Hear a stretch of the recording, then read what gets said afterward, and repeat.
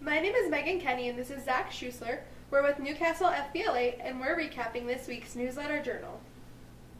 The coroner's inquest into the manner and the cause of death of Richard Campbell came to an end in December when the jury determined, after hearing the testimony of over 25 witnesses, that the Campbell's death was indeed ruled a homicide.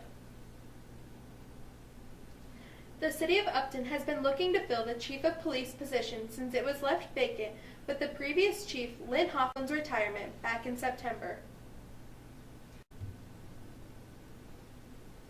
Weston County Health Services hosted a strategic planning presentation and lunch last week to present their long-range strategy to interested stakeholders and receive feedback from them about the information presented.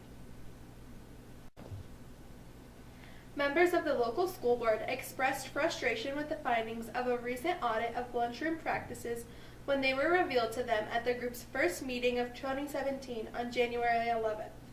But their dissatisfaction was directed at the auditors, not direct personnel.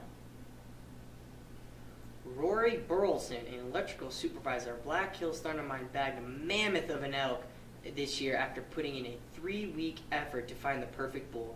Even with 15 years experience hunting elk, Burleson admits he's never seen one like it. According to court documents, Caroline Scout entered a plea of not guilty to felony charges of witness intimidation, a violation of Wyoming Statute 65305A in 6th District Court on December 9th.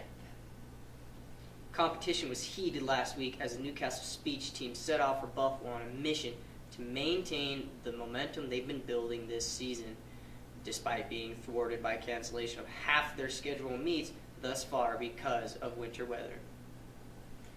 January is National Mentoring Month, and Weston County School District No. 1 Superintendent Brad LaCroix hopes the designation will raise awareness of the need for mentors for today's youth, who he believes may require productive mentors more than any generation before them.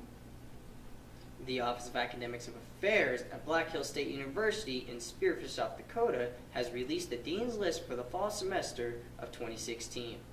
And Newcastle's Alyssa Dawson, Carissa Deming, Shanae LaCroix, Sierra LaCroix, Kayla Munger, Kennedy Ragland, and Francesca Romano were all recognized.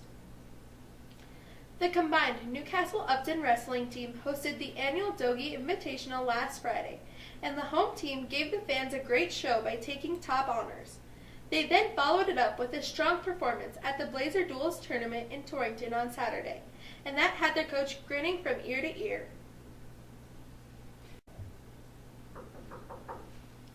It was a tale of two halves as the Dogies entered into their second week of conference play.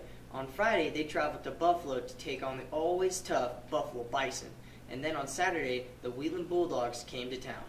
Knowing it was going to be a challenging 2 days, head coach Alan Vonite and his crew are aware that they need to bring their A-game if they wanted to be successful.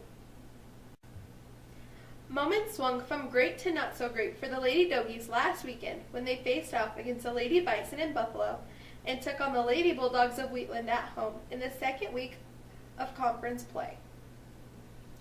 Given the fact that there was a 2 months delay in the start of competition, head coach Doug Scribner of the Newcastle swim team realized they had some catching up to do when the Newcastle Dogies swim team dove into the second meet of their season last Saturday at the Douglas Invitational. On behalf of Newcastle FBLA and Toads of Hope, we would like to thank the community for all of their support, participation, and contributions to this year's very successful Silent Basket Auction. For more information, pick up this week's copy of the Newsletter Journal.